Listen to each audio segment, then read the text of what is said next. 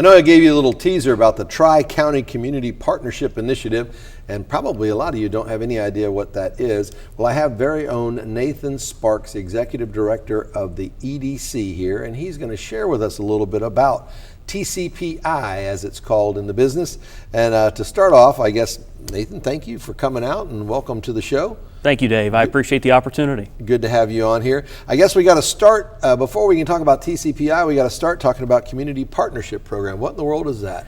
Well, we all know, Dave, that our friends in the military have faced a new normal here in the last several years in light of decreasing budgets with sequestration and downturns in defense spending. Certainly. So the Community Partnership Program is a new edict, a new framework, if you will, from the Air Force and other branches of service have similar programs, basically to help mitigate that downturn in spending.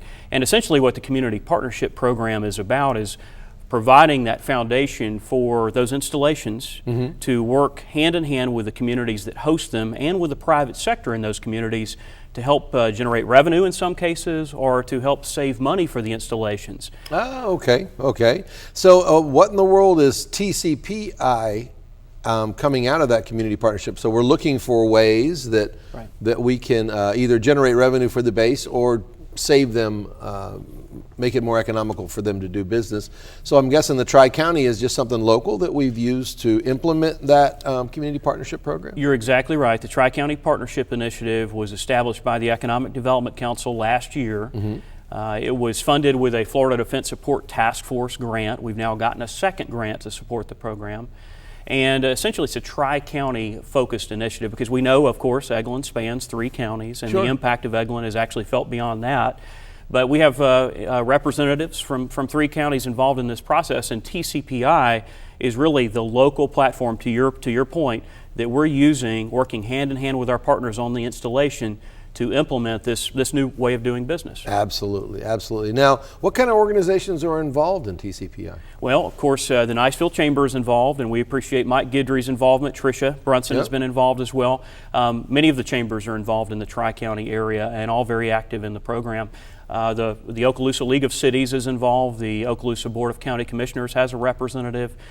We just saw Dominica Waste Management has a representative, Lynn Yort. The utility companies, Gulf Power, Chelco, Okaloosa Gas are all involved in the program. We have financial representatives, we have land planners involved. It's really a tremendous cross-section of the community. There are more than 20 members, the hospital CEOs. I mean, really the list goes on, and it's who you would expect to be involved in a program like this. What kind of projects have you gotten involved in? Well, there have been a number of initial projects, and the way this worked is last year we had through the leadership of Eglin Air Force Base and their Community Partnership Office, we had a series of work groups that were established focused on a variety of different areas.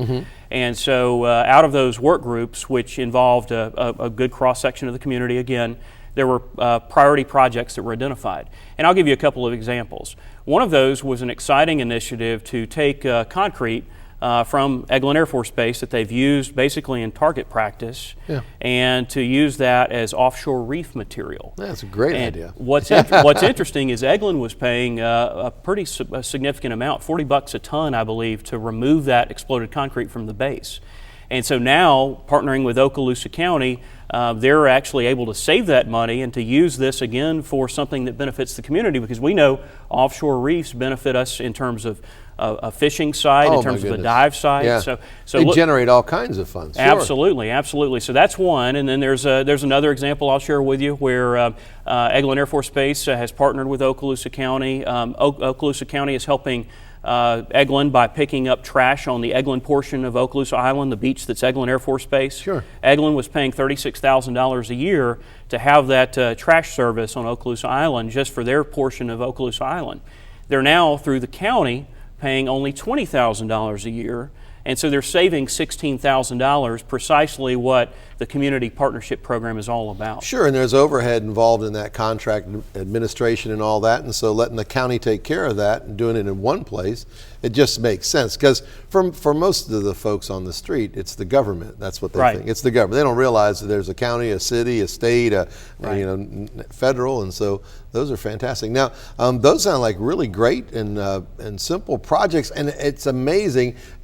Having done 20 years in the military, it was amazing how we were in silos and we really weren't communicating. It sounds like you're bridging some communications among all the different pieces, parts, and finding some ways to shave expenses. Well, that's precisely the goal, and I'll tell you, the Air Force has never been more entrepreneurially minded, and this program is proving that to be the case. And I think there are a number of projects out there that have yet to be identified. I've given you just 2 examples, and there are other success stories at this point, but we really believe that the best is yet to come with this effort. So what kind of future projects do you have on the Well, there are a couple that board? you mentioned, and you're right. These initial 2 projects are kind of obvious projects that Sure. are essentially no-brainers in many respects. But as we move forward, we expect that there'll be some fairly complex, innovative projects that may require a lot more heavy lifting, if you will. And a couple of those examples include an Advanced Energy Technology Center, which is something that is currently in the MOU phase, if you will, between the Gulf Coast Energy Network and Eglin Air Force Base. Sure. And basically, Eglin's biggest expense, no surprise, other than personnel, is utilities. Yeah. And it's north of $30 million a year that they spend just on their power bill. Wow. And so, what better place to look at advanced energy technologies than Eglin Air Force Base? I think I read something in the paper about some solar work that was going on. Sure. Absolutely. Perfect example. So the Advanced Energy Technology Center will take the fact that Eglin Air Force Base is such a significant user and look at ways to use that for the benefit of advanced energy technology and also benefit Eglin Air Force Base in terms of saving money that's very precious right now. Nathan, that sounds like a absolutely great plan. If folks are interested, how do they get involved? Well, floridapartnerships.com is a website that's been set up, and this will give you more background on the program. It will also give you some of these case studies that we've been involved in, but most importantly, it will give you a portal for submitting ideas and for tracking our meetings. So our meetings are, of course, open. If anyone out there is interested in attending and learning more, we welcome their participation. And if you have ideas, please submit those. Sure.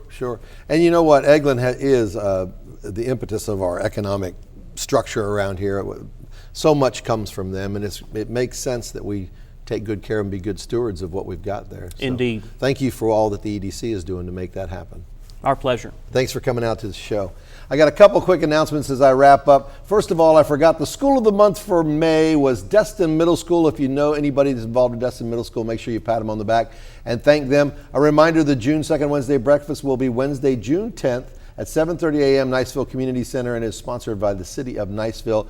Come out and do that. It's always a great day to join the chamber. Make sure you say a little extra prayer for the folks overseas that are serving for us. God bless you all and good night.